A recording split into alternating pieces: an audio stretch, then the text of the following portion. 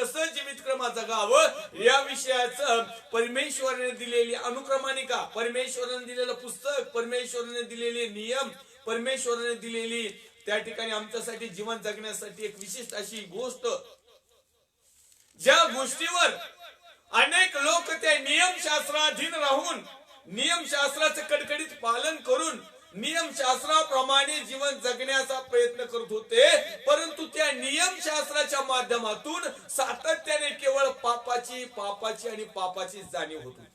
अनेक लोक इच्छा आशा अपेक्षा ठेवायचे, अनेक लोक त्या नियमशास्त्राधीन राहिल्यामुळं परमेश्वराला कसं संतोष व्हावं, परमेश्वराला कसं गौरव द्यावं, परमेश्वराला कसं उंच करावं, परमेश्वराला काय हवं आहे, परमेश्वराला काय नको आहे, कशा प्रकारची आत्मिकता परमेश्वर आमच्याकडून जाणू इच्छितो, कशा प्रकारच्या आशा अपेक्षा इच्छा परमेश्वर आमच्या पाहू इच्छितो, ह्या गोष्टी नियमशास्त्राप्रमाणे अनेक लोकांनी करण्याचा प्रयत्न केला, परंतु ते नियमशास्त्राने नीतिमान ठरले नाही आणि नियमशास्त्राने कायम पापाची जाणीव झाली. मात्र नियमशास्त्राधीन असणाऱ्या लोकांनी मात्र इतर लोकांना नियमशास्त्राचा धाक दाखवून, नियमशास्त्र दाखवून, एक बंधन दाखवून, एक भीती दाखवून, एक दडपण दाखवून त्या लोकांचं खच्चीकरण मात्र 100% केले.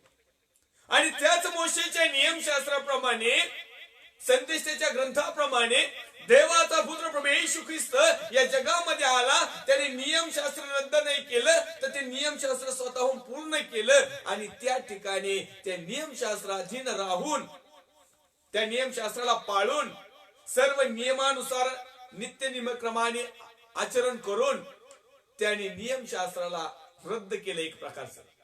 तर तो म्हणत आहे की नियमशास्त्राने कोणीही मनुष्य नीतिमान ठरलेला नाही, तर विश्वासाच्या द्वारे तो नीतिमान ठरेल. तरी देखील नियम हे तुमच्या आणि माझ्यासाठी यासाठी लावलेला आहे की आम्ही ते नियम तोडून जाऊ नये, त्या नियमानुसार आम्ही जीवन जगावं.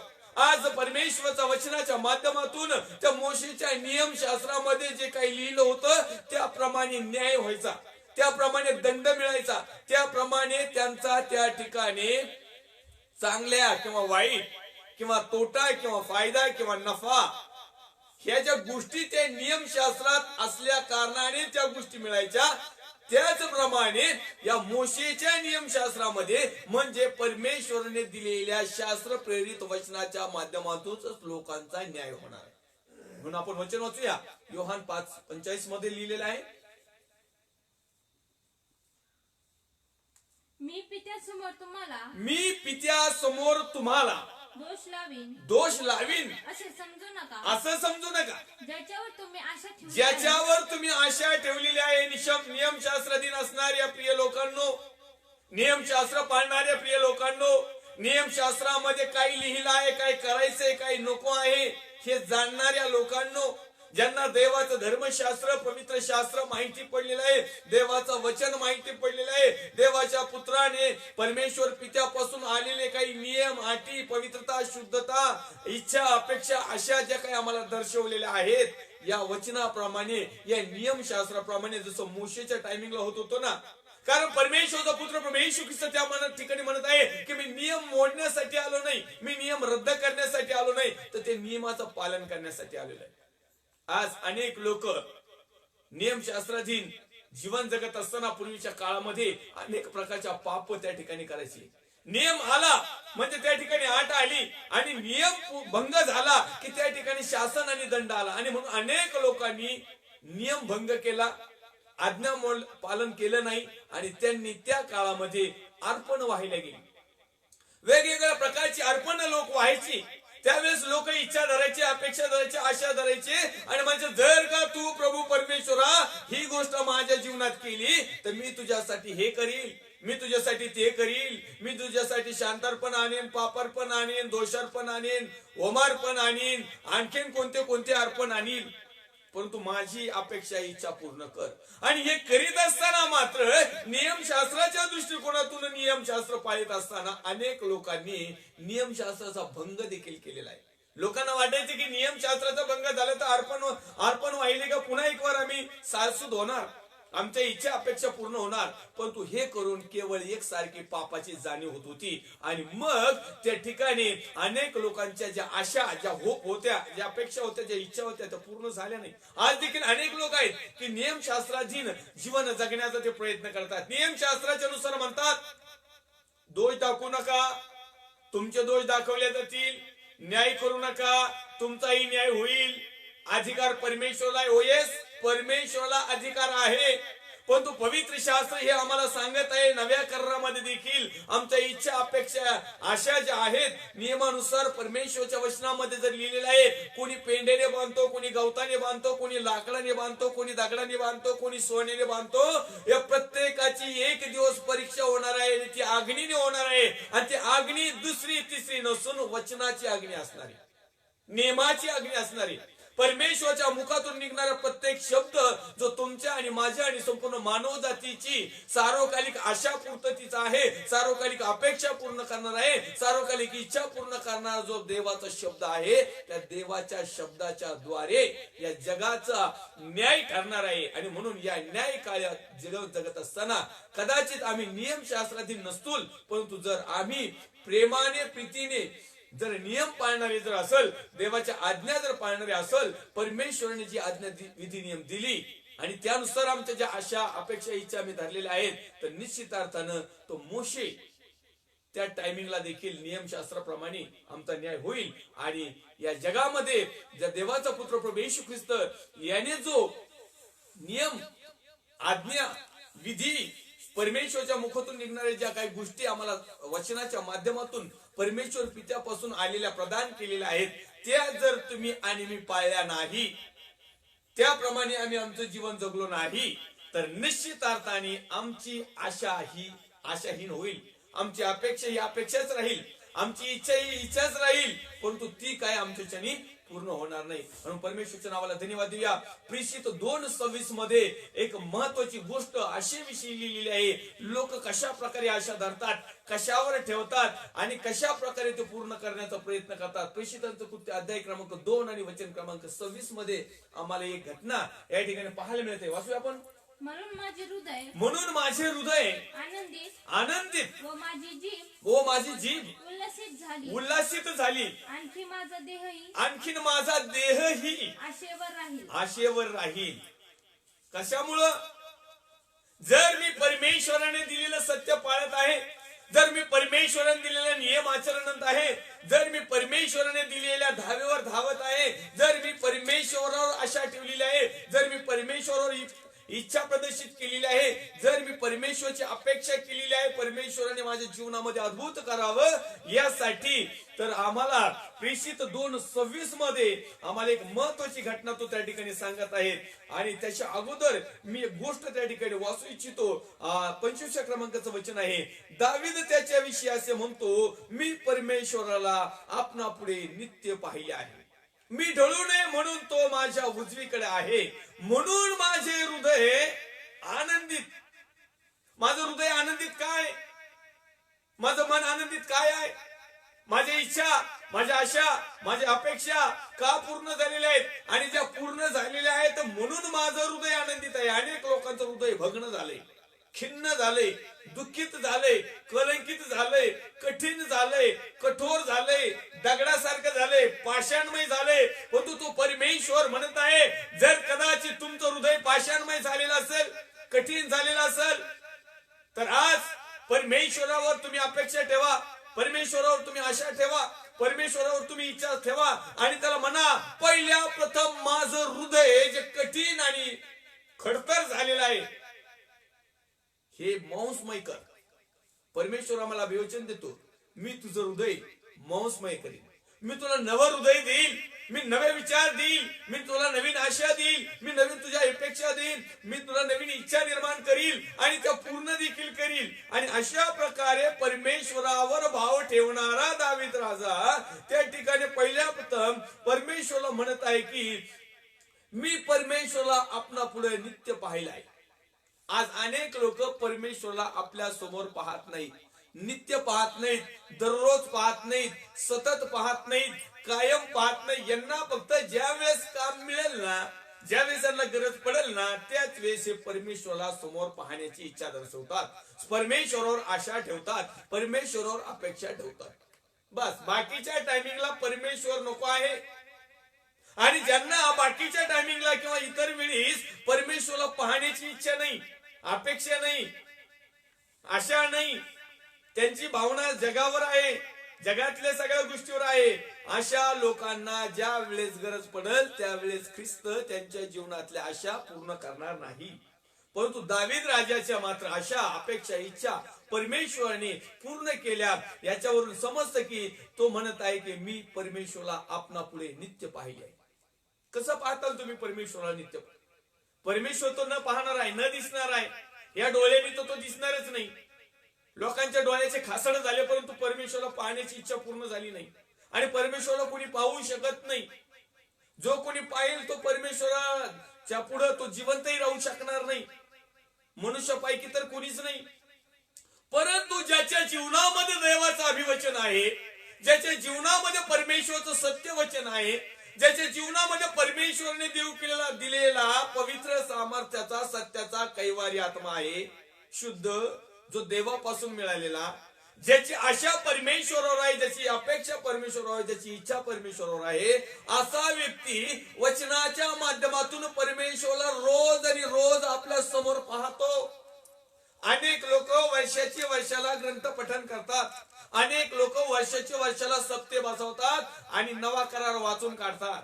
अनेक महाभाग आहेत, फेसबुकला देखील बरेच आहेत, त्याच्यामध्ये पास्टर वर्ग आहे, फादर वर्ग आहे, गुरुजी वर्ग आहे, जेवढे काही वर्ग आहेत ना फेसबुकला येतात. मी 47 वेळेस बायबल वाचलं, मी 15 वेळेस वाचलं, मी 50 वेळेस वाचलं. अरे पण डोक्यात घुसलं का?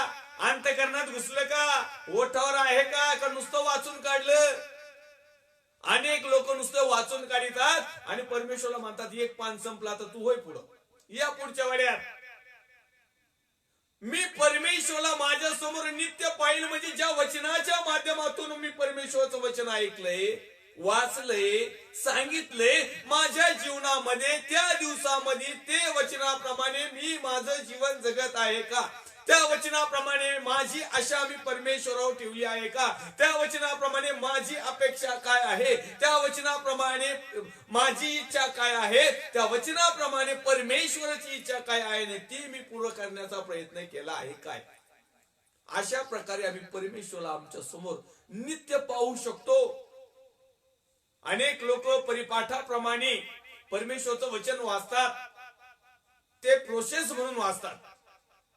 परंतु या ठिकाणी दावीद राजा मात्र त्याच्या दैनंदिन दिवसामध्ये, नित्याच्या दिवसामध्ये, कायमस्वरूपीच्या दिवसामध्ये होता येईल तितकं परमेश्वराने सांगितलेली गोष्ट ज्यावेळेस तो करायचा त्यावेळेस त्याला परमेश्वर त्याच्या समोर आहे असं भासायचं.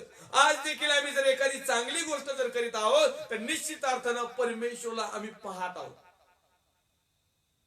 कारण पवित्र शास्त्र नव्या करारामध्ये आम्हाला सांगतंय, ज्यावेळेस प्रभू येशू ख्रिस्त म्हणाल मी आजारी असताना तुम्हाला भेटायला आला नाही, मी बंदीशाळेत असताना तुम्हाला मला भेटायला आला नाही, मी उघडा होतो त्यावेळेस माझ्याकडे कुठं कापड घेऊन आला नाही, मी भुकेला होतो त्यावेळेस मला अन्न दिलं नाहीस.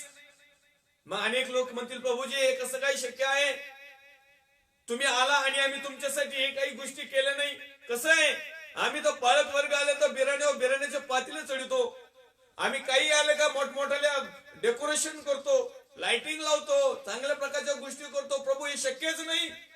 मग प्रभू म्हणत आहे ज्या अर्थी तू कनिष्ठातल्या कनिष्ठाला केलंस त्या अर्थी तू मला केलं.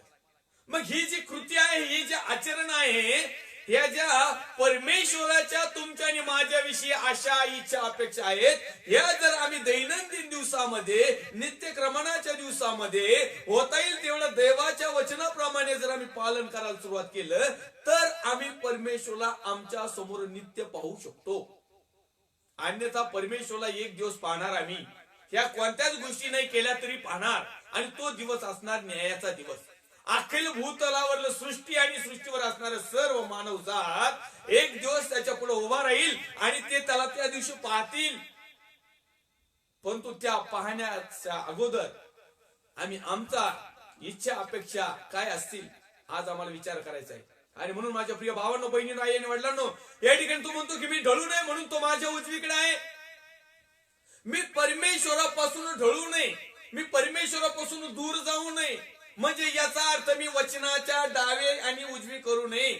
सांगताना सुद्धा, ऐकताना सुद्धा आणि कृती करताना सुद्धा आम्ही परमेश्वराच्या त्या समोरून उजवी आणि डावीकडे जाऊ नये. म्हणून माझे हृदय आनंदित. मी ज्या अर्थी वचनाला चिटकून आहे, ज्या अर्थी मी परमेश्वराला धरून आहे, ज्या अर्थी मी सत्याला धरून आहे, ज्या अर्थी माझी आशा मी परमेश्वरावर ठेवली, ज्या अर्थी माझी अपेक्षा आणि इच्छा परमेश्वरावर आहे, त्या अर्थी माझं हृदय परमेश्वराने आनंदित केलेलं आहे. आणि माझी आशा त्या परमेश्वरावर असल्या कारणाने तो परमेश्वराने माझी आशा पूर्ण केलेली आहे. आणि म्हणून माझं हृदय आनंदित झालेलं आहे. अनेक लोक वरून आनंदित असतात, हृदय खेदित आणि बाधित आणि पार तुटल्या फुटलेलं असतं, डॅमेज झालेलं असतं. व माझी जीभ उल्हासित झाली. जीभ देवाचं स्तवन करण्यासाठी, देवाचं गौरव करण्यासाठी, देवाचा महिमा निर्माण करण्यासाठी, देवाकडे अनुभव करण्यासाठी, देवाकडे प्रार्थना सादर करण्यासाठी, देवाचा गौरव करण्यासाठी, देवाचे आभार मानण्यासाठी, देवाला महिमा आणि सन्मान देण्यासाठी माझी जीभ उल्हासित आहे. आनंदी मनाने देवाचा गौरव आणि महिमा आणि सन्मान आदर करणं हे परमेश्वराने निर्मित केलेल्या मनुष्याचं कर्तव्य आहे. जो मनुष्य या प्रकारे जीवन जगतो त्या मनुष्याच्या आशा, अपेक्षा, इच्छा पूर्ण होतात.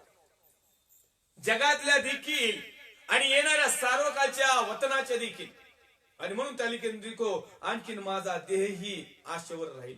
हा जो देह आहे, हा जो कुचका, तुटका, फुटका, भगार, माती झालेला, हाडक सापळे झालेला, निष्ठुर झालेला, कठीण झालेला, रोगी, कमकुवत, अशक्त, पापी, अशुद्ध गोष्टीने भरलेला, मीपणाने, अहमपणाने, गर्वाने, अभिमानाने, व्यर्थ खुशारकी, लबाडकी, काय जगातल्या दुनियादारी सगळ्या प्रकारे हा जो देह आहे ना मलिन केलेला आहे. पण तुम्हाला सांगू द्या, योहान सुसमाचाराचा 4 अध्याय 20 वचनामध्ये लिहित आहे, देव आत्मा आहे आणि त्याच्या उपासकांनी त्याची उपासना आत्म्याने आणि खरेपणाने करावी. आणि देव परमेश्वर अशाच लोकप्रिय उपासकांचा शोध घेत आहे, किंबहुना त्याला अशाच हीच गरज आहे. पहिले कोरिन्थी 3:16 मध्ये म्हणत आहे, तुम्ही देवाचे मंदिर आहात आणि तुम्हामध्ये देवाचा आत्मा वस्ती करतोय. हे तुम्हाला ठाऊक नाही का? जो कोणी या मंदिराचा नाश करेल, देव त्याचा नाश करेल. कारण देवाचे मंदिर पवित्र आहे आणि तेच तुम्ही. हा जो देह आहे, हा देह परमेश्वरासाठी अर्पण करायला पाहिजे.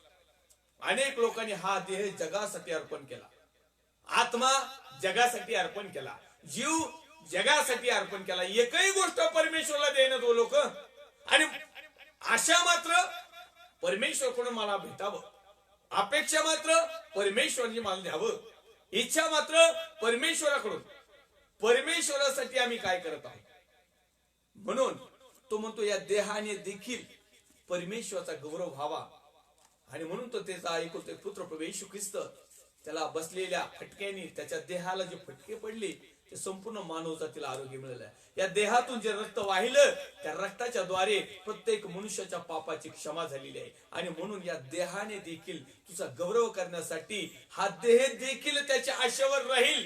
कारण या देहाची एक दिवस माती होणार आहे, पण पुढे चालून ह्याच देह आम्हाला पार्थिव शरीरामध्ये बदललेला दिसेल. हाच देह आम्हाला स्वर्गीय शरीर धारण करताना दिसेल. परंतु हाच देह जर देवावर अवलंबून नसेल तर ह्याच देहाला शरीर मिळून ह्याच देहाला अधोलोक आणि नरकाच्या यातना मिळण्यासाठी देखील हा देह मिळेल. आणि म्हणून या देहावर देखील या जगात जीवन जगत असताना या देहाचे चोचले पुरवण्यात अनेक लोक व्यस्त आहेत. या देहाला लागणाऱ्या सर्व करमणुकीचे साधनं, देहाला सौंदर्याचे साधनं, देहाचा ताजा तवाना, टवटवीतपणा, देहाची खूबसूरती, देहाला काय काय पाहिजे तेवढ्या त्याच्या अपेक्षा, इच्छा, आशा, त्याला जेवढ्या काही फॅसिलिटी लागतात सगळं मनुष्य पूर्ण करतो. पण या देहामध्ये जो देवाचा आत्मा आहे त्या आत्म्याला कशा प्रकारे ताजतवाना करतो याच्या मात्र फिकीर नाही, याची मात्र आशा नाही, याची मात्र अपेक्षा नाही, याची मात्र इच्छा नाही. फक्त बाह्य देह जे आम्ही जगत आहोत, हा देह कसा जास्तीत जास्त वर्ष जगेल आणि ज्यादा ज्यादा मी आयुष आराम कसा करील आणि ज्यादा ज्यादा मी एन्जॉय कसा करील. म्हणून या देहाला जपणाऱ्यांनो, प्रभू येशूच्या नावासाठी येणाऱ्या दिवसामध्ये जर आम्हाला सार्वकालिक दंडापासून जर वाचायचं असेल तर या देहाला देखील परमेश्वराच्या हातामध्ये द्या. या देहाचा परमेश्वराच्या गौरवासाठी उपयोग होऊ द्या. परमेश्वराच्या नावाला मी धन्यवाद देईल, गौरव देईल, सन्मान देईल. त्याचप्रमाणे प्रेषितांचं कृत्य अध्याय क्रमांक 16 आणि वचन क्रमांक 19 मध्ये एक महत्वाची गोष्ट त्या ठिकाणी लिहिलेली आहे. आणि ही जी आशा आहे ही कशा गोष्टीवर आहे आज आम्ही पाहणार आहोत. प्रेषित 16:19. मग आपल्या मिळकतीची आशा गेली असे पाहून मग आपल्या मिळकतीची आशा गेली आहे हे पाहून तिच्या धन्यांनी पौल व सिला तिच्या धन्यांनी पौल व शिला यांना धरून पेठेत अंमलदाराकडे ओढून नेले. प्रेषितांचं कृत्य अध्याय क्रमांक 16 आणि वचन क्रमांक 19 मध्ये आम्हाला एक महत्वाची घटना या ठिकाणी पाहायला मिळत आहे. आणि ती घटना अशा प्रकारे आहे प्रियो, की त्या पौल मासोदियामध्ये फिलिपेला जातो त्यावेळेस त्या ठिकाणी एक विधर्मी दैवतांच्या पूजा अर्चा करणारे सामान म्हणजे वेगवेगळ्या प्रकारच्या स्टॅच्यू असतील, वेगवेगळ्या प्रकारच्या बनवलेल्या वस्तू असतील, त्या ठिकाणी काय देवाऱ्यामध्ये ठेवणाऱ्या, देवालयामध्ये ठेवणाऱ्या, मंदिरामध्ये ठेवणाऱ्या, चर्चमध्ये ठेवणाऱ्या ज्या वस्तू असतील त्या वस्तू विकून काही लोक त्याच्यावर त्यांचा उदरनिर्वाह करत होते. अशाच प्रकारे पौल त्या ठिकाणी जात आहे आणि काही शुभवर्तमान त्या ठिकाणी सांगत आहे. आणि शुभवर्तमान सांगितल्यानंतर आम्हाला पाहायला मिळतं त्या ठिकाणी की तो व्यक्ती जो आहे त्याच्या अगोदर आम्हाला जर पाहायला मिळालं तर त्या ठिकाणी एक मुलगी आहे. आपण पाहूया 16 पासून काही वचन. मग असे झाले की आम्ही प्रार्थना स्थळाकडे जात असता कोणी एक मुलगी आम्हाला आढळली, तिच्या अंगात येत असे. ती देव प्रश्न सांगून आपल्या धन्यांना पुष्कळ मिळकत करून देत असत. ती पौलाच्या व आमच्या मागे येऊन मोठ्याने म्हणाली, हे लोक परत देवाचे दास आहेत, हे तुम्हास तारणाचा मार्ग कळवतात. असे ती पुष्कळ दिवस करीत असे. मग पौलाने अतिशय वाईट वाटले व मागे वळून तो त्या पिशाचाला म्हणाला, येशू ख्रिस्ताच्या नावाने मी तुला आज्ञा करीतो की तू हिच्यातून निघून जा. आणि ते तात्काळ निघून गेले. मग आपल्या मिळकतीची आशा गेली असे पाहून तिच्या धन्यांनी पौल व सिला यांना धरून पेठेत अंमलदाराकडे ओढून नेले. अनेक लोक धर्माचा उपयोग करून त्या धर्माच्या नावाखाली, देवाच्या नावाखाली लोकांना फसवत आहेत. आशा काय आहे की काही करून आमचं जगिक जीवन आशीर्वादाचं, भरभराटीचं, सामर्थ्याचं जावं आणि याच्यामध्ये पाळक वर्ग देखील सुटले नाहीत. सगळ्यात जास्त लिस्ट तर यांचीच आहे. अहो विधर्मी लोक लुटतात तर लुटतात, जाऊ द्या, ठीक आहे. त्यांना माहित नाही, त्यांना सत्य माहित नाही. परंतु ज्यांना सत्य माहिती पडले असे देखील आज या युगाच्या समाप्तीला अनेक लोक गोरे काळे धंदे करीत आहेत. का करीत आहे की त्यांची आशा जगिक धनावर आहे. अनेक ठिकाणी ज्यावेळेस मोठमोठ्या मीटिंग, मोठमोठ्या एक मीटिंग लावतात, मोठमोठ्या सभा भरतात. त्या सभेच्या सभोवताली जसे की पवित्र शास्त्रामध्ये नव्या करारामध्ये लिहिले की ज्यावेळेस प्रभू येशू ख्रिस्त त्या मंदिराच्या जवळ जातो आणि त्या मंदिरामध्ये बाजार भरलेला पाहतो आणि त्यावेळेस त्या मंदिरामध्ये बाजार भरले असल्या कारणाने प्रभू येशू ख्रिस्त त्या म्हणत आहे की हे मंदिर माझ्या पित्याचं गृह आहे, माझं गृह आहे, हे प्रार्थनेचं मंदिर आहे, हे देवपितेची जागा आहे आणि तुम्ही ती लुटारूची गुहा केली आहे काय. अनेक लोकांनी आज ह्या मंदिराला लुटारूची गुहा केलेली आहे आणि जगातल्या दिसणाऱ्या मंदिराला देखील लुटारूची गुहा केली. मोठमोठ्या मीटिंग्स आणि मोठमोठ्या सभेमध्ये बाहेर स्टॉल असतात. पाळकीनबाई, पाळकांचा, त्याच्या पुरीचा, त्याच्या पोराचा फोटो, यार्देन नदीत बुडून घेतलेला बाप्तिस्मा, कॅलेंडरची विक्री, तेलाच्या बाटल्याची विक्री, पाण्याची विक्री, छोटे छोटे स्टॅच्यूची विक्री, रोजरीची विक्री, क्रॉसची विक्री, कशाची विक्री करते. वेळ पडली ना तर हे डोक्याचे स्कार्फचे तुकडे करून म्हणलं तर तिथं विक्रीला ठेवतील. चाललंय काय. अशाच प्रकारचा प्रसंग त्या ठिकाणी विधर्मी लोकांची ती एक बहीण होती, एक मुलगी होती. त्या ठिकाणी अशाच प्रकारचे लोक त्या ठिकाणी एक दागिने विकत होते, एक देवधर्माचे फोटो विकत होते, एक स्टॅच्यू विकत होते आणि त्यांचा धंदा, त्यांची मिळकत चांगल्या प्रकारे ते जीवन जगत होते. आजही त्या देवाच्या नावावर जे विधर्मी होते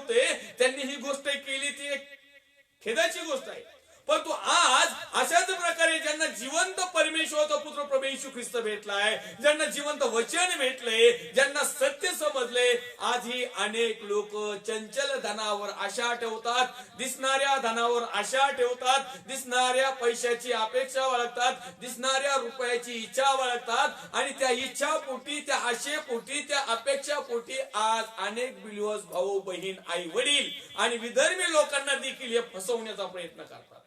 मग ज्यावेळेस देवाचा एखादा अभिषिक्त सेवक वचनाच्या माध्यमातून, देवाच्या पवित्र आत्म्याच्या सामर्थ्याच्या माध्यमातून ज्यावेळेस सत्य प्रकट करण्याचा प्रयत्न करतो, मग असे ज्यांचे धंदे बुडत आहेत, ज्यांचं नुकसान होत आहे, असे लोक काय करतात, त्या अभिषिक्त सेवकाला, सेविकेला कुणाच्या तरी न्यायसभेच्या स्वाधीन करतात, त्याच्यावर कारडी नजर ठेवतात, त्याला एका बाजूला साईडला टाकतात, सगळे एका बाजूला होतात, मराठी भाषेमध्ये वाळीत टाकतात. पण तू काही अडचण नाही. परंतु या ठिकाणी एक विशिष्ट अशी घटना आम्हाला त्या उदाहरणाच्या माध्यमातून पाहिलेली आहे, ज्या लोकांची आशा त्या चंचल धनावर होती आणि जे लोक इतर लोकांना फसवून त्या ठिकाणी मिळकत मिळत होते, त्यांची आशा होती. परंतु ही जी मुलगी होती ती वारंवार त्या लोकांना येऊन म्हणायची, जे लोक ते धंदा करीत होते, ज्या लोकांचा त्याच्यावर बिझनेस होता, ज्या लोकांची त्याच्यावर आशा होती, अपेक्षा होती, इच्छा होती आणि ते जीवन जगत असताना जे काही त्याच्यामध्ये प्रॉफिट कमवत होते, जे काही नफा कमवत होते, जे काही पैसा कमवत होते, जे काही जगातलं धन हे भंगार जमा करीत होते, अशा लोकांना त्याच्यातली तर ती मुलगी येऊन म्हणायची की हे लोक म्हणजे पौल आणि म्हणजे देवाचे अभिषिक्त सेवक सेविका जे सत्याचे वचन आहे, हे लोक तुम्हाला देवाचं वचन सांगतात, हे लोक तुम्हाला तारणाचा मार्ग समजत आहेत, समजून घ्या. आजही परराष्ट्रीय लोक ज्यावेळेस प्रभू येशूकडे येतात, देवाच्या अभिषिक्त सेवकाच्या सुवार्तेच्या माध्यमातून, वचनाच्या माध्यमातून पित्याने आकर्षल्यावर मला हे सांगायला आनंद वाटेल की हे लोक ज्यावेळेस एकदा परिवर्तन होतात ना, पुन्हा एक वार त्या घाणीत जात नाही. पण तो आज बिलिव्हर्स, भाऊ बहीण, आई वडील यांची अशी कंडिशन झालेली आहे की ते त्याच घाणीत बसून आहेत, त्या घाणीतून ते निघाणार. आणि मग आम्ही त्या ठिकाणी पाहतो आहोत की ती मुलगी त्या ठिकाणी म्हणत आहे की हे लोक तुम्हाला परत देवाचा जो सार्वभौम राजा आहे, जो न्यायाधीश आहे, जो राजा आहे, जो सर्व प्रकारचा अधिकारी आहे, ज्याच्या हातामध्ये सगळ्या काही गोष्टी आहे, ते लोक परत देवाचा मार्ग तुम्हाला शिकवतात. आणि मग असं केल्यानंतर त्या ठिकाणी त्या मुलीमध्ये असणारं पिशाचं दुष्टपण त्या ठिकाणी देवाचे अभिषिक्त सेवक त्या ठिकाणी त्याला निघून जाण्याची आज्ञा करतात आणि ते निघून जात.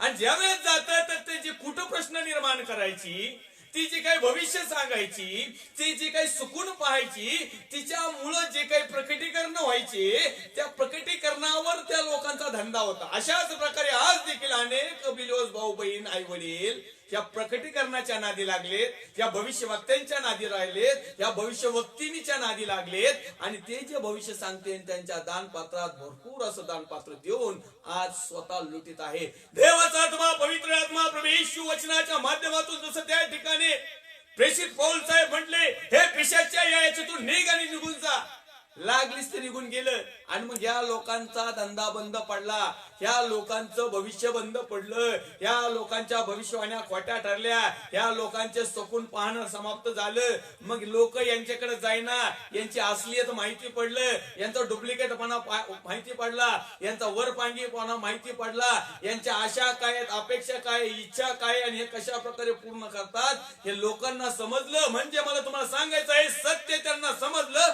आणि सत्यानेच त्यांना बंधमुक्त केलं. आणि ज्यांना बंधमुक्त केले परत अशा पाळक साहेबांकडे गेलेच नाही, मिनिस्टरकडे गेले नाहीत. ज्या ठिकाणी सत्य नाही ना त्या ठिकाणी या लोकांनी जायचं बंद केलं. आणि मग बाकीचे जे होते, ज्यांचा धंदा बंद पडला, ज्यांचं पितळ उघडं पडलं, ज्यांचं सत्य बाहेर पडलं, ज्यांच्या आशा अपेक्षा दिसल्या, ज्यांचा विश्वास चेक झाला, ज्यांची करणी बाहेर आली, ज्यांचं प्रकारचं जीवितक्रम लोकांना दिसायला लागलं, ऑटोमॅटिक देवळं मंदिरं बंद पडली. आणि मग त्या लोकांनी काय केलं आपण पाहतो, त्या वचनामध्ये लिहिलेलं आहे, आपण वाचूया. मग आपल्या मिळकतीची आशा गेली आता, असे पाहून तिच्या धन्यांनी पौल व सिला यांना धरून पेठेत अंमलदाराकडे ओढून नेलं. देवाचे अभिषिक्त सेवक सेविका जे सत्यामध्ये समर्पित आहे, ज्यावेळेस असे वचन येतात, असा मेसेज येतो, संदेश येतो, प्रकटीकरण येतं, देवाचं सत्य वचन सांगितलं जातं ना, मग ज्यांचे हे प्रकारचे धंदे करणारे जे आहेत ना, त्यांचे टाळके हलतात, त्यांचे मेंदू बंद पाडतात, त्यांच्यातलं किलमिश जाग होतं, त्यांच्यातलं हैवानी इबलीस उड्या मारायला लागतात, त्यांच्या जीवनात त्यांच्या डोक्यातला किडा वळवळ करायला लागतो, आणि मग मात्र ते काय करतात, कुरघोडी करतात, सत्याचं वचन दाबण्याचा प्रयत्न करतात, सत्य लोकांपर्यंत पोहोचू देत नाहीत. आणि अशा अभिषिक्त सेवक सेविकाला किंवा त्या मिनिस्ट्रीला किंवा त्या संस्थेला किंवा वैयक्तिक जे काही देवाचे अभिषिक्त निवडलेले सेवक सेविका असतील, यांना ऑटोमॅटिक लोकांपासून बाजूला ठेवलं जातं आणि त्यांच्या विरोधात काही ना काही अंमलदाराकडे जाऊन म्हणजे कुठंतरी काहीतरी करून त्यांच्यावर काहीतरी आक्षेप घेतले जातात. याचा अर्थ एकच आहे की आमच्या अशा अपेक्षा इच्छा जर पूर्ण व्हाव्या असं जर तुम्हाला आणि मला वाटत असेल, तर ती आशा आमची त्या जिवंत परमेश्वरावर असावी. त्या काळामध्ये त्या लोकांनी आशा त्या मुलीवर ठेवली होती, ज्या मुलीमध्ये अशुद्ध पण होतं, जी मुलगी भूतप्रेताच्या होती, जी मुलगी अंधकाच्या सत्तेनुसार प्रकटीकरण सांगत होती, ज्या मुलीच्या अंगात येत होतं, जी मुलगी कुठ प्रश्न सांगायची, जी मुलगी भविष्यवाणी करायची. आशावर लोक भरोसा ठेवतात, आशावर लोक आशा ठेवतात असं पवित्र शास्त्र आम्ही वाचलंय. आजही हीच कंडिशन आहे. ज्या ठिकाणी भविष्यवाण्या होतात ना, झालं आमच्या बहिणीला तर घुमायची काय गरजच पडत नाही. अगोदरच रब्बल बिबल बक्कल बिकल सोडून मोकळ्या झिंजा तिकडे अगोदरच. मी एका चर्चला गेलो होतो आणि त्या ठिकाणी साक्ष ऐकली. एक बहीण गेल्या सतत 2.5 वर्ष त्या चर्च मध्ये येऊन झिंजा सोडून एकदम तालबद्ध नाचायची. मस्त पैकी आली का ओढणी डोक्याची सोडायची, कमराला बांधायची आणि जवळ स्तुती अर्धाना चालन एकदम ताल पद्धत शिस्तीमध्ये नाचायची. 2.5 वर्ष हेच काम करायचे. लोकांनी या गोष्टीवर इतकं काही महत्व दिलेलं आहे, या गोष्टीला इतकं काही फॉर्मला आणलेलं आहे. आजही तरुण तरुणी अशाच प्रकारे नुसते चर्च मध्ये आले का घुमत येत, कुणी नाचता नाचता घुमतो. लोकांच्या डोक्यात एक आहे, फक्त स्तुती आराधनेमध्ये नाचायचं बस. त्यांच्या डोक्यात तेवढंच भूत, आशा तेवढीच, अपेक्षा तेवढी, त्यांची इच्छा तेवढीच. खेदाची गोष्ट आहे. परमेश्वरच्या नावाला मी धन्यवाद देईल, गौरव सन्मान आदर देईल. ज्या प्रकारे अशा प्रकारची जर सेवा घडत आहे तर सावधान, आजही वेळ गेलेली नाही. पौल आणि सिलाला त्या अंमलदाराच्या हातामध्ये देऊन तेवढा फरक पडणार नाही. तर आम्ही स्वतः परमेश्वराच्या हातामध्ये येणं, परमेश्वराच्या दरबारामध्ये सादर होणं, परमेश्वराकडे आम्ही केलेल्या पापांच्या अपराधाची क्षमा करणं, परमेश्वराकडे विनंती करणं आणि परमेश्वरावर आशा अपेक्षा इच्छा ठेवणं, आता ही गरज आहे. आता त्या अंमलदाराकडे कोणत्या सेवकाला आणि सेविकाला पाठवू नका. तर आमचा धंदा बंद झालाय, आमचा धंदा चौपट झालाय. आता आम्हाला दानपात्र, दशमांश, देणगी किंवा मोठमोठाले पाकिटे किंवा फॉरेन करन्सीचा पैसा मिळत नाही. निराश होऊ नका. कदाचित देवाने तुम्हाला आणि मला एक संधी दिलेली आहे की आतापर्यंत आम्ही ह्या गोष्टीवर आशा ठेवायचो, ह्या गोष्टीची अपेक्षा करायचो आणि हीच इच्छा आमच्या मनामध्ये होती. पण तो आजच्या दिवसापासून या 2021 मध्ये तुम्हाला आणि मला एक नवीन आशा निर्माण व्हायला पाहिजे परमेश्वराची. नवीन अपेक्षा आम्ही केली पाहिजे परमेश्वराकडे, नवीन इच्छा परमेश्वराकडे सादर केली पाहिजे की प्रभू, या 2021 ची सुरुवात आमच्या जीवनामध्ये जे काही 13 दिवस दिलेले आहेत, या दिवसाच्या अगोदर पर्यंत आम्ही सगळं काही जगामध्ये जीवन जगत होतो, पण तू आज आम्हाला संधी दिलेली आहे. आज आमचं जीवन आम्ही तुला अर्पण करतो. आज आमची आशा अपेक्षा इच्छा तुला अर्पण करतो. आणि त्याचप्रमाणे आम्ही आणखी एक रेफरन्स प्रेषितांच्या कृत्यामध्ये अध्याय क्रमांक 23 आणि वचन क्रमांक 6 मध्ये पाहूया की आशा कशावर ठेवलेली आहे आणि आपण आशा कशावर ठेवत आहोत. पाहूया. तेव्हा त्याच्यामध्ये एक भाग सदुकी व एक भाग पुरुषी आहे. एक भाग सदुकी व एक भाग पुरुष आहे. हे ओळखून पौल न्यायसभेमध्ये मोठ्याने म्हणाला, बंधुजन हो, मी पुरुषी व पुरुषांचा पुत्र आहे. आमची जी आशा आहे व मेलेल्यांचे पुनरुत्थान, ह्या संबंधाने माझी चौकशी होत आहे. आमची आशा आहे की मेलेल्यांचं पुनरुत्थान होतं. मग त्यांनी त्या ठिकाणी शास्त्री, पुरुषी, सदुकी, आणखीन कोणते पंथ, आता तर इतके पंथ उदयास आले त्याची काय गिनती करता येईना. प्रत्येक जणाचे शिक्षण वेगळं, प्रत्येक जणाची अपेक्षा वेगळी, इच्छा वेगळी, आशा वेगळी, विश्वास वेगळा, कृती वेगळी, नाव मात्र ख्रिस्ताचं. परमेश्वर वचन आम्हाला सांगत आहे की शेवटच्या काळामध्ये किंवा त्या समयाला 7 स्त्रिया एकत्र येतील आणि त्या म्हणतील, प्रभूजी आम्ही आमचंच अन्न खाऊ, आम्ही आमचेच कपडे लिहू, आम्ही आमच्याच मनाने कसं करायचं तसं नाचू, फक्त तुझं नाव मात्र आम्हाला दे. आज हीच कंडिशन आहे. प्रभू आम्ही आमच्या पद्धतीने आशा ठेवू, अपेक्षा ठेवू, इच्छा ठेवू, आम्ही पवित्र शास्त्राचा पार आमच्या पद्धतीने आम्हाला जसा फायदा होईल तसं आम्ही त्याचं ट्रान्सलेशन करू, तसं पाहिजे तसं वचन वळू, आमच्या जसं फायद्याचं आहे तसं करू, जिथं तोट्याचं आहे ते आम्ही काढून टाकू, ते आम्ही लोकांना शिकवणार नाही, आणि शिकवायची जरी पाळी आली तर आमच्या पद्धतीमध्ये ते शिकू. आजही हीच कंडिशन आहे. या ठिकाणी लिहिलेलं आहे की आमची जी आशा आहे ती मेलेल्याचं पुनरुत्थान. आता त्या ठिकाणी 2 समुदाय होते. ते म्हणायचे, एक म्हणायचं पुनरुत्थान नाही आणि एक म्हणायचं पुनरुत्थान आहे. आज देखील आहे. याच कंडिशन मध्ये अनेक देवाचे सेवक सेविका अडकलेले आहेत, अनेक विश्वासणारे भाऊ बहीण आई वडील अडकलेले आहेत, अनेक संस्था आणि मिनिस्टर देखील अडवलेले आहेत. ते परमेश्वराच्या नियमशास्त्रावरून, परमेश्वराच्या वचनाच्या माध्यमातून थोडासा जैगिकरित्या अभ्यास करून, जैगिकरित्या त्याला डॉक्टरीन तयार करून, परमेश्वराकडे हे आहे, हे नाही, हे करायचंय, ते करायचं नाही. अहो जे करायचं ते करा ना, भलत्याच गोष्टी नका करीत बसू. परमेश्वर आहे तो काही मनुष्य नाही. 2-4 बुक शिकला, 2-3 वर्ष बायबल कॉलेजला गेला आणि तिथून आला आणि पास्टर साहेब झाला. त्याने जगासाठी त्याचा एकुलता एक पुत्र दिला आणि त्या पुत्राने वचनाच्या माध्यमातून वचनाची पूर्ती केली. आणि तो जर देहाने आलाय, तो जर देहाने मरण पावला, तो जर देहाने उठला आणि तो जर देहाने परत एकदा येणार आहे, तर आम्हाला देखील तो पुनरुत्थान करील. आमचं देखील पुनरुत्थान होईल, आम्ही देखील उठू. पण तो आम्ही उठू तेव्हा उठू, परंतु प्रभू येशूच्या नावामध्ये मी या ठिकाणी देवाचं सेवक या नात्याने सांगतो, 2021 मध्ये आमचं पुनरुत्थान झालं पाहिजे. 2021 मध्ये आम्ही आमच्या जीवनाला उठवलं पाहिजे, आम्ही आमच्या आशेला उठवलं पाहिजे, आम्ही आमची अपेक्षा उठवली पाहिजे, आम्ही आमची इच्छा उठवली पाहिजे. ती मृत झालेली आहे, ती मेलेली आहे, तिला गाडलेली आहे. आता पुनरुत्थानाचा समय आहे. तो पुनरुत्थान म्हणजे नवीन मरणातून उठणं, म्हणजे त्या पापाला सोडून देणं. ही आमची पुनरुत्थान, ही आमची आशा, ही आमची अपेक्षा, ही आमची इच्छा. आज देखील 2021 अनेक लोकांना दाखवलं, पण अजून ते अंगावरच घेऊन झोपलेत. अजूनही ते मेलेल्याचं कातडच पांघरून बसलेत. अजूनही त्यांची अपेक्षा जगामध्येच, अजूनही त्यांची इच्छा इथंच घुटमळते, अजूनही आशा त्यांची इथंच आहे. जसं की वचन सांगते की एखादा अशुद्ध आत्मा जर एखाद्या शरीराला सोडून जर गेला तर तो निर्जल ठिकाणी जागा शोधतो, आणि जर त्याला जागा मिळाली नाही तर तो पुन्हा एक वार त्या घराकडे येऊन डोकून पाहतो कसं काय कंडिशन आहे. आणि जर का याला एकदा चान्स मिळाला, मग तो एकटा येत नाही तर 7 जणांना घेऊन.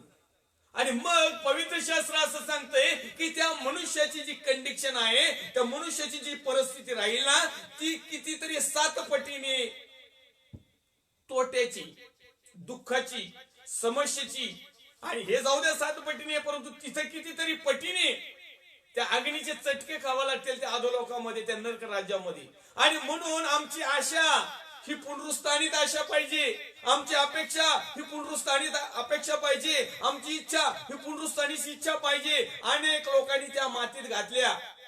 ते म्हणतात नाही, आपल्या जगातल्या इच्छा पूर्ण झाल्या म्हणजे बस झालं, स्वर्गाच्या राज्यात ते नंतर बघू. पण प्रिय, नंतर बघू नये, आताच बघावं लागेल. ज्या अर्थी तुम्ही आणि मी जिवंत आहोत. कारण मेलेला व्यक्ती देवाचं गौरव करत नाही, मेलेला व्यक्ती पश्चाताप करत नाही, मेलेला व्यक्ती परमेश्वराच्या नावाचा जयघोष करत नाही, मेलेला व्यक्ती काहीच कोणत्याच कामात येत नाही. पण जो पुनरुत्थानित झाला, जो उठला, जो बदलला, ज्याचं नवीकरण झालं, ज्याने पुन्हा एक वार त्या मातीवर म्हणजे त्या सैतानावर, मोहावर, पापावर विजय मिळवला, ज्यांनी पुन्हा एक वार त्या सैतानाला पायाखाली ठेचले, त्याचं मुंडकं ठेचलं आणि उभा राहिला, त्याचं पुनरुत्थान. मग विचाराद्वारे, प्रार्थनेद्वारे, मननाद्वारे, चिंतनाद्वारे, अध्ययनाद्वारे, सुवार्तेद्वारे, इतरांना शुभवर्तमान सांगण्याद्वारे, इतरांना सत्य सांगण्याद्वारे, वचनाच्या सत्याच्या मध्ये आज आम्ही उठलो पाहिजे, आमचं पुनरुत्थान झालं पाहिजे. त्या पुनरुत्थानाविषयी मी या समयाला देवाचा आत्मा बोलत नाही, तर ह्या पुनरुत्थानाविषयी बोलत आहे, जे सध्या 2021 मध्ये आम्ही मेल्यासारखे आहोत. कारण ज्या अर्थी आम्ही परमेश्वरासाठी काही गोष्ट करत नाहीत ना, ज्या अर्थी परमेश्वरासाठी आम्ही हलत डुलत नाहीत ना, आम्ही फक्त झोपेचं सोंग घेतलेलं आहे, आम्ही फक्त मेल्याचं सोंग घेतलेलं आहे. उठा, जर उठले नाही तर कायमचे झोपाल. आणि म्हणून हा जागृतीचा समय आहे, हा आशाचा समय आहे, हा आशेचा दिवस आहे, हे अपेक्षेचा दिवस आहे, हा इच्छा पूर्तीचा दिवस आहे, जो 2021 मध्ये 13वा दिवस आम्हाला दाखवला. नाही तर अनेक लोकांचे 13वे झाली. आणि म्हणून परमेश्वरच्या नावाला मी धन्यवाद देईन की आमची जी आशा आहे, आमचं जीवन पुनरुत्थानित होण्याची असावी. आणि आम्ही ख्रिस्तामध्ये जर झोपी गेलो ना, तर आमचं पुनरुत्थान होणार, 100% होणार. 2 गोष्टीसाठी आम्हाला उठवले जाणार, कबऱ्या उघडल्या जाणार. 2 गोष्टीसाठी, सार्वकालिक सुखासाठी, सार्वकालिक स्वर्गाच्या राज्यासाठी आणि सार्वकालिक नरक अधोलोकासाठी. आम्हाला कशामध्येच पुनरुत्थान पाहिजे. आमची आशा कशामध्ये आहे? आमची आशा ज्या पापाला आम्ही मेलेलो आहोत, ज्या शापाला आम्ही मेलेलो आहोत, जे आमच्या जीवनातून काढून टाकलेलं आहे, ज्या असत्याला आम्ही बुजवून टाकलेलं आहे, ज्या खोट्या गोष्टीला आम्ही बुडवून टाकलेलं आहे, बुजवलेलं आहे, मातीत घातलं आहे, तर त्यातून निघताना आम्हाला एक पुनरुत्थानित ख्रिस्त, नवीन ख्रिस्त, नवीन जीवन, नवीन आशा, नवीन अपेक्षा, नवीन इच्छा आमच्या जीवनामध्ये असणं खूप महत्वाचं आणि गरजेचं आहे. त्यावेळेस अशा प्रकारे पौल आणि सिला त्यांना त्या ठिकाणी अडकवण्यात आलं. आणि त्या ठिकाणी 2 प्रकारचे लोक होते, जे आशा ठेवित होते का ते म्हणायचे का मेलेल्यांचं पुनरुत्थान नाही, आणि एक गट होता तो म्हणायचे की मेलेल्यांचं पुनरुत्थान आहे. अशा 2 प्रकारचे गट तिथं आहेत.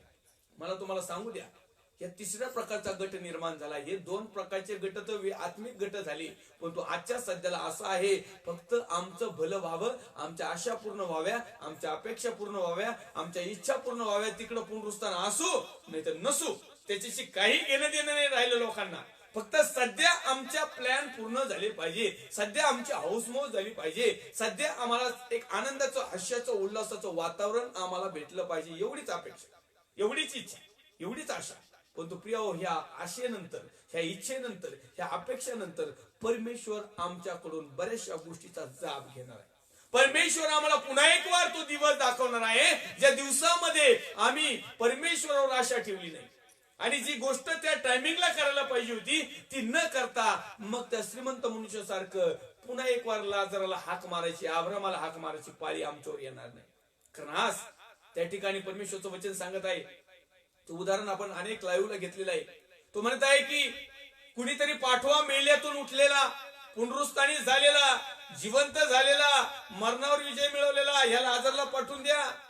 तो म्हटला, एक काम करा, आता इथून कुणी जात नाही तर या भूतलावर, या जगामध्ये तुझे भाऊ जिथं जिथं राहतात नाही, कुकर्म करणारे, आयुष आराम करणारे, आशा अपेक्षा इच्छा जगातल्या पूर्ण करणारे, हे तुझे जे 5 भाऊ आहेत ना, हे जे खेली खुशाली करतात आणि तुझे म्हणत आहे ना हे पण इकडेच येते नरक राज्यात, तर त्यांच्यासाठी तिथं सेवक लोक ठेवलेले आहेत.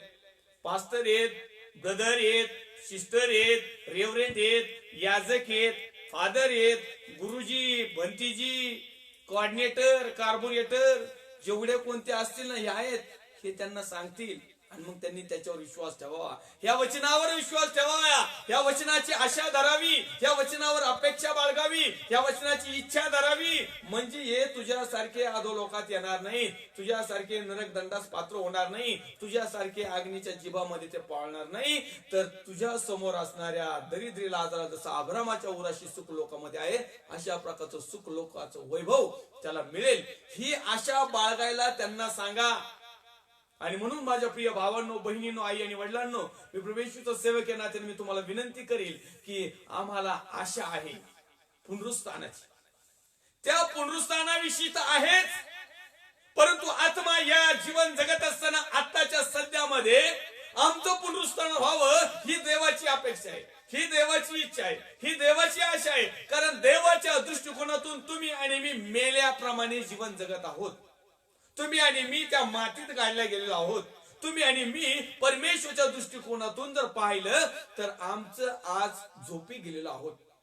आज आमचं उठणं, त्या पापाला सोडणं, त्या पापाला त्यागणं, आणि नवीन ख्रिस्त परिधान करणं, नवीन आशा परिधान करणं, नवीन अपेक्षा बाळगणं, नवीन इच्छा प्रदर्शित करणं, परमेश्वराला समीप येणं, परमेश्वराच्या सगळ्या गोष्टी त्याला आवडेल, साजेल, पात्र होतील अशा प्रकारच्या गोष्टीतून आम्ही उठणं. पुनरुत्थान म्हणजे काय? पुन्हा एक वार या पापाला टाकून, जसा देवाचा पुत्र प्रभू येशू ख्रिस्त या भूगर्भामध्ये 3 दिवस राहिला, जसं की योना माशाच्या पोटामध्ये 3 दिवस राहिला, दुसरी खून परमेश्वराचा पुत्र प्रभू येशू ख्रिस्ताने याला दिलीच नाही. त्या काळचे लोक चिन्ह मागत होते, परंतु प्रभू येशू ख्रिस्त म्हटला यांना योनाच्या चिन्हाशिवाय दुसरं चिन्हच नाही. आणि स्वतः प्रभू येशू ख्रिस्ताने ते चिन्ह त्याच्या स्वतःच्या जीवनामध्ये पूर्ण करून दाखवलं. आणि त्याने 3 दिवस या भूतलावर राहून तिसऱ्या दिवशी त्याचं पुनरुत्थान झालं. आज आमचे कितवा दिवस आहे माहित नाही. मेल्यानंतर जो तिसऱ्या दिवसाचा पुनरुत्थान म्हणतात ना, त्या भागाविषयी नाही बोलत मी. आज आम्हाला जितके वर्ष परमेश्वराने दिलेत आणि किती वर्ष आम्ही मेलेल्यामध्ये जीवन जगत आहोत, पण तो आज परमेश्वराने जर वचनाच्या माध्यमातून जर आम्हाला पुनरुत्थान करण्याची जर आशा दाखवलेली आहे, अपेक्षा धरलेली आहे, इच्छा धरलेली आहे, तर आम्ही आमच्या पापातून उठावं, आम्ही आमच्या शापातून उठावं, आम्ही आमच्या मीपणा, आमपणा, गर्व, अभिमान, व्यर्थ, फुशार, किल्ला बाटकी यामधून उठावं, आम्ही आमच्या जगातल्या इच्छा, अपेक्षा, आशा बाळगत तिथंच मुरदाडासारखं पडू नये, तर त्यामधून उठावं, ते पांघरून फेकून द्यावं आणि प्रभू येशूच्या पाठीमागे चालावं. परमेश्वर पित्यावर आमची आशा, अपेक्षा, इच्छा धरावी. हे देवाच्या नुसार खरं झालेलं पुनरुत्थान असेल. मेल्यानंतर तर आमचं पुनरुत्थान होईल 2 गोष्टीसाठी. आणि मग आणखीन एक रेफरन्स पाहूया, प्रिशितांचं कृत्य अध्याय क्रमांक 26 वचन क्रमांक 6 मध्ये. आता देवाने आमच्या पूर्वजांना जे वचन दिलं त्याची आशा धरल्याबद्दल माझा न्याय होण्याकरिता मी उभा आहे. आमच्या पूर्वजांनी, पुन्हा एक वार होत्या. आता देवाने आमच्या पूर्वजांना जे वचन दिलं आहे त्याची आशा धरल्याबद्दल माझा न्याय होण्याकरिता मी उभा आहे.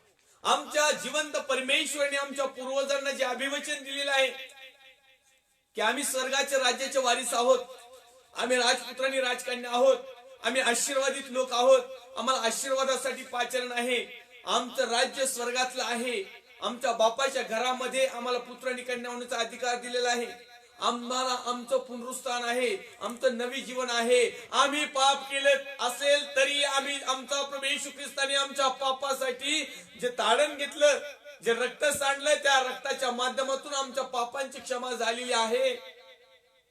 आम्ही पापी असताना देखील परमेश्वराने आम्हाला दंड केला नाही. आणि त्या करत असताना ज्या वचनावर, ज्या नियमावर, ज्या आश्वासनावर जे आम्ही आशा ठेवलेली आहे, जो भरोसा ठेवलेला आहे, जी अपेक्षा ठेवलेली आहे, जी इच्छा प्रदर्शित केलेली आहे, या संदर्भात त्यांचा न्याय होत आहे. परमेश्वरच्या नावाला मी धन्यवाद देईल, गौरव देईल, मान महिमा सन्मान देईल. परमेश्वर कधी न बदलणारा देव आहे. परमेश्वराने आमच्या पूर्वजांना जी अनुभव केली, परमेश्वराने आमच्या पूर्वजांना जी इच्छा अपेक्षा सादर केली, परमेश्वराने आमच्या पूर्वजांना ज्या काही गोष्टी दिल्या, ज्या काही गोष्टी देण्याचं अभिवचन दिलं, त्या परमेश्वराने आतापर्यंत सेम तशाच ठेवलेल्या आहे. आज देखील तो परमेश्वर बदलणारा नाही. आणि म्हणून इब्री लोकांच्या पुस्तकामध्ये आम्ही वारंवार वाचतो की ख्रिस्त काल, आज आणि युगानिक सारखाच आहे, तो कधी न बदलणार आहे. आमच्या पूर्वजांना ज्या आज्ञा दिल्या, जे नियम दिले, ज्या विधी दिल्या, जे आशीर्वाद दिले, जो अधिकार दिला, ज्या गोष्टींची क्षमा केली, आज देखील तो परमेश्वर तुमच्या आणि माझ्या या सर्व प्रकारच्या गोष्टीची क्षमा देखील करतो. त्याच अपेक्षा, इच्छा, आशा आमच्या देखील पूर्ण करतो. आणि मग हे करीत असताना वचनाप्रमाणे जीवन जगणारे माझे प्रिय भाऊ बहीण, आई वडील आणि बिलीव्हर्स लोक, त्याचप्रमाणे देवाचे अभिषिक्त सेवक सेविका यांचा न्याय देखील आमच्या पूर्वजांना जशा प्रकारच्या गोष्टीला सामोरं जावं लागलं. अनेक आमच्या सत्यामध्ये अनेक लोक समर्पित झाले. त्यांना त्रासाला, संकटाला, समस्येला, चिंतेला, काळजीला, जगातल्या कटू अनुभवाला त्यांना सामोरं जावं लागलं. अशाच प्रकारे आज देखील जीवन जगत असताना ज्यांची ज्यांची आशा त्या जिवंत परमेश्वरावर आहे, ज्यांची ज्यांची अपेक्षा त्या परमेश्वरावर आहे, ज्यांची ज्यांची इच्छा त्या परमेश्वरावर आहे, आणि जे परमेश्वराच्या इच्छा अपेक्षा आशाप्रमाणे जीवन जगत आहेत ना, यांचा देखील न्याय होत असताना परमेश्वर तुमच्या आणि माझं काही गोष्टी पाहणार आहे. आम्ही शेवटचा रेफरन्स पाहूया. आपला वेळ होत आलेला आहे आणि पुढच्या लाईव्ह सेशनला आपण पुन्हा एक वार आशा या गोष्टीविषयी शिकणार आहोत. रोमकरांचं पत्र अध्याय क्रमांक 4 प्रेषितांचं कृत्य अध्याय क्रमांक 27 वचन क्रमांक 20 पाहूया. त्यानंतर पुढच्या सेशनला आपण रोमकरांच्या पत्रामधून काही गोष्टी शिकणार आहोत. मग पुष्कळ दिवस सूर्य व तारेही दिसले नाही, दिसले नाहीत, आणि तुफानाचा जोर आम्हास फारच भासला. त्यामुळे शेवटी आमची तारणाची आशा हळूहळू सोडून द्यावी लागली. अनेक लोकांच्या आशा आता डळमळायला लागलेल्या आहेत. अनेक लोकांच्या आशा आता अस्थिर झालेल्या आहेत. अनेक लोकांच्या अपेक्षेचा भंग झालेला आहे.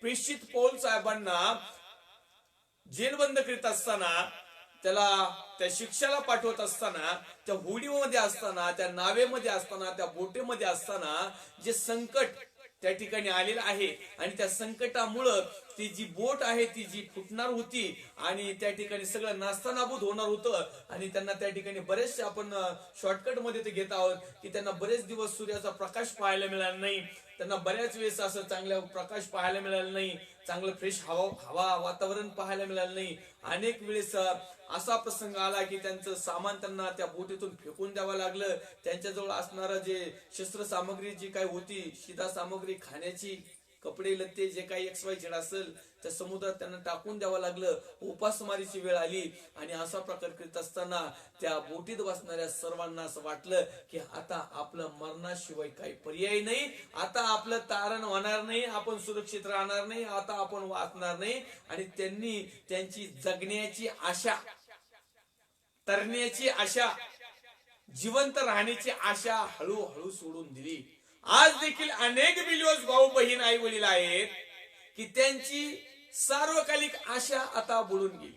ते म्हणतात काय नाही, सार्वकालिक जीवनाचं नंतर बघू, आताच बघू, कारण आता जीवन जगायला खूप कठीण आणि मुश्किल चाललेलं आहे. पाहूया आपण प्रेषित 27 पुढच्या भागामध्ये आपण त्याच्याविषयी डिटेल आपण माहिती पाहूया. कारण कशा प्रकारे देवाच्या सेवकाच्या जीवनामध्ये आशा असून निराशाचं एक वातावरण निर्माण होतं. कशा प्रकारे देवाचा सेवक त्या निराशेवर परमेश्वरावर आशा ठेवून त्या निराशेची आशेमध्ये रूपांतर करतो. जे तरण्याची, जी जगण्याची आशा सोडून दिलेली असती, त्यांच्या जीवनामध्ये जागृती किंवा त्यांचं तारण किंवा त्यांना जगण्यासाठी सुरक्षित ठेवतो. आणि कशा प्रकारे परमेश्वर महिमा, सन्मान, आदर, गौरव देऊया. येऊया एक छोटीशी प्रार्थना करूया. पुन्हा एक वार देवाचे अभिषिक्त सर्व सेवक सेविका, विश्वासणारे भाऊ बहीण, आई वडील, या प्रत्येकाचं प्रभू येशू ख्रिस्ताच्या नावात मी हार्दिक स्वागत करतो. आणि पुढील भागामध्ये आम्ही काही गोष्टी पाहणार आहोत. या समोर आपण आपले नेत्र बंद असताना आपण परमेश्वर पित्याकडे विनंती करूया. पवित्र थोर सेना दिसते बाप्पा, जसे आहोत तसे तुझ्या पवित्र हातामध्ये येत आहोत. प्रभू येशू ख्रिस्ताच्या नावामध्ये मी प्रार्थना विनंती करतो. पहिल्या प्रथम आमची जी आशा परमेश्वर देव बाप्पा, ज्या संसार रूपी नावेमध्ये, ज्या जगाच्या नावेमध्ये आज आम्ही उपरे म्हणून प्रवास करीत आहोत, आणि हा प्रवास करीत असताना तुझ्या सत्य वचनाच्या बाबतीत जी काही आमची नाव परमेश्वर देव बाप्पा कळत आहे, जे काही प्रॉब्लेम, समस्या, चिंता, कालच्या व्याधी, आजार, विकार, टेन्शन, ताण, दबाव, आणि ज्या आमच्या आशा, अपेक्षा, इच्छा ज्या भंग पावलेल्या आहेत, परंतु परमेश्वर देव बाप्पा तुझ्या शेवटच्या वचनाप्रमाणे, ज्याप्रमाणे पौलांच्या माध्यमातून परमेश्वर देव त्या तुझ्यावर त्यांनी अपेक्षा ठेवली आणि त्यांच्या अपेक्षेचा भंग केला नाही, त्यांना तू जीवन दिलं. अशा प्रकारचं जीवन तू या 2021 मध्ये तुझ्या प्रत्येक विश्वासणाऱ्या भाऊ बहीण, आई वडील, तुझ्या प्रिय सेवकांना तू देऊन तृप्त कर. या समान मी प्रार्थनेत आठवण ठेवतो माझ्या भारत देशासाठी, माझ्या महाराष्ट्र राज्यासाठी, माझ्या महाराष्ट्र राज्याचे मुख्यमंत्री माननीय उद्धवजी साहेब, त्यांचे सर्व सहकारी टीम, सर्व पोलीस डिपार्टमेंट, डॉक्टर्स, नर्स, सेवाभावी संस्था, वैयक्तिक लोक, देवाचे अभिषिक्त सेवक सेविका, एक सत्य सुवार्ता सांगणाऱ्या संस्था, मिनिस्ट्र्या, वैयक्तिक लोक, देवाचे परमेश्वर देव बाप्पा, छोटे मोठे सर्व सेल लीडर, सर्व प्रकारचे सत्य वागणारे तुझे लहान सहान विश्वासणारे भाऊ बहीण आई वडील आम्ही प्रत्येक जण तुझ्या पवित्र हातामध्ये येतो आणि आम्हाला 2021 मध्ये सुरक्षितरित्या तुझ्या सार्वकालिक निजधामावर तू सार्वकालिक जीवनाची आशा ठेवण्यासाठी आम्हाला साय मार्गदर्शन कर. सत्यवचनावर जीवन जगण्यासाठी आम्हाला तू मार्गदर्शन कर. आदर गौरव सन्मान महिमा तुला देत ख्रिस्त येशू जो होता जो आहे आणि जो येणार आहे त्या पवित्र प्रभू येशू ख्रिस्ताच्या नावात छोटीशी प्रार्थना मागतो स्वर्गीय पिता तू आहे. आमीन. प्रभेश रक्त की जय. प्रभेश रक्त की जय. प्रभेश रक्ताचा आज जयकार असो. आमीन. आमीन. आमीन. Praise the Lord. Thank you. God bless you.